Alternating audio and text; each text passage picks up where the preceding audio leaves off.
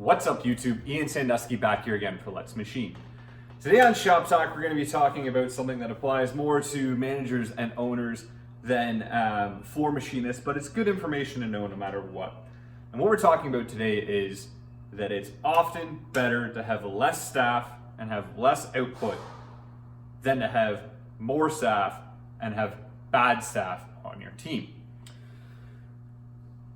I've had an issue for the last probably 3 years, 4 years, Christ, maybe even 5 years here about it's very difficult to find good staff and it's very difficult to retain good staff.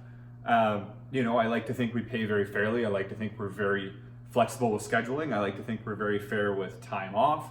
At the end of the day, people tend to grow. People tend to move as life takes them different places.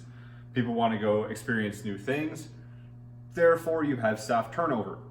What this has led to is having to have lots of people come through the shop over the years as employees.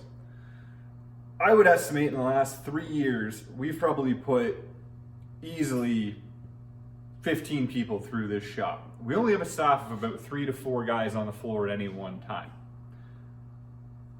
That's a lot of turnover. It's a lot of turnover.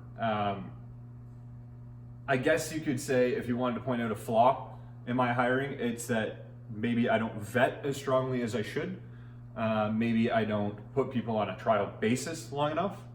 And that's on me. That's something I've tried to work on and tried to develop some new strategies in order to kind of root out the good potential staff from the not so qualified potential staff. One problem I have is I find it difficult unless someone has been on the floor and I've seen them work and I've seen what they're capable of in order to vet that. I personally am not really good at vetting people early. So that's something I'm working on. Anyways, a big problem I've had is you have guys come in with resumes and you look at the resume and the resume looks good. They've worked at, either a couple different places over the years, or even better, one place for a while. And the resume says that they can program, they can set up, they can take a part from a drawing and create a part independently. And that's what I'm looking for. I like independence in people's work. I'm here to help you, I'm here to guide you, but also I want you to be able to work independently. I got my own stuff to do. If I can give you parts to make, you can make parts. Perfect. In my head, that's what a machinist does. Unfortunately, people like to embellish their resumes. People like to exaggerate how much experience they have with things like Mastercam or Cadia or even something like a lathe. I have a lot of guys come in and say, oh yeah, I can turn parts, I can make excellent parts. They haven't turned a part since trade school. This isn't a trade where you can fake it. This isn't a trade where, if you just hope enough and fake it till you make it, it's gonna work. It doesn't work in this trade. What this has led to, unfortunately, is many periods in this shop's history, and I'm sure every shop has this, where I've had essentially dead weight on the floor. Dead weight is bad. If somebody is losing money consistently on jobs, if somebody is constantly requiring help, all it does is pull everybody down.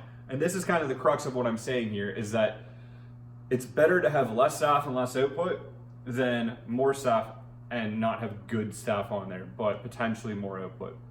Reason being is there's nothing more frustrating, and this is an issue I've dealt with a lot with guys on my team.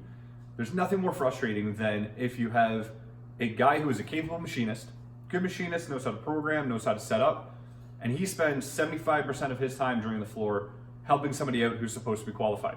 Not training a new apprentice, not trying to help out somebody who's learning, but helping somebody who's come in and said they know everything they need to know. What's worse than that, a scenario I've encountered many times, is then if that person who's being helped gets an attitude problem. Now you have a guy who's your good guy, your capable machinist, who's not only helping somebody out, but they're helping somebody out who has a bad attitude. This leads to massive resentment on the part of the person because they now feel not only they're doing their job, they're doing someone else's job, and they're still only getting paid for one job. Their output's suffering, so you're constantly going to them going, hey, what's going on? What's the date on this? Stresses them out. I've had guys quit because of that other person. And then I've been stuck with the other person while I'm stuck trying to replace the garbage person. It's a real problem, and it's something that you need to stay on top of as a shop owner or a manager. Otherwise, it is literal cancer, and it will eat your shop from the inside out. as a rule now, I bring guys on for a trial period. This has been my rule for the last year and a half, 2 years, for a trial period. I ask them right out from the beginning, do you know how to program a part from scratch? If I give you a drawing and I give you a piece of material, can you make that part? Yes. Now I'll put them on a basis where I say, okay, here's 3 different parts. Maybe they're made up parts. Maybe it's a little piece of garbage. I would rather invest 3 days of my money into this person to find out if they are legitimate rather than put them on the floor, throw things at them, and turn around and find out, oh God, now I've just killed my productivity. Something to think about, guys. I think it's better, and I mean, I've never worked in a shop with 100 machinists. I've never worked in a shop that does, $50 million, whatever, a year in sales. I've never worked in a massive place that has a deburring department. I've only worked in small shops. I think it's better to have less staff that are capable.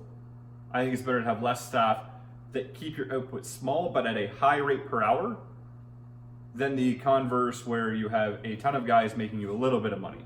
Maybe that's just me. Maybe I don't understand economies of scale. Maybe that's why my shop, hasn't had more than 10 guys in it since, the early 2000s. I don't know. It's something to think about anyway. I'd love to hear from other shop owners and guys who, manage staff, what your opinions are on this. Please comment it below in the comments, because it's hard. It's a very difficult thing to deal with, and it's something that I personally have been struggling with. And I mean, if you haven't seen me on here a lot lately, it's because I've been dealing with issues like this. My business comes first. The videos are unfortunately a little secondary. Anyways, guys, thanks for watching. New trade school shirts are up on the website. I'll put a link right here if you want to check it out. And as always, make sure you like and subscribe if you want to see more videos. Thank you very much, guys. You take care.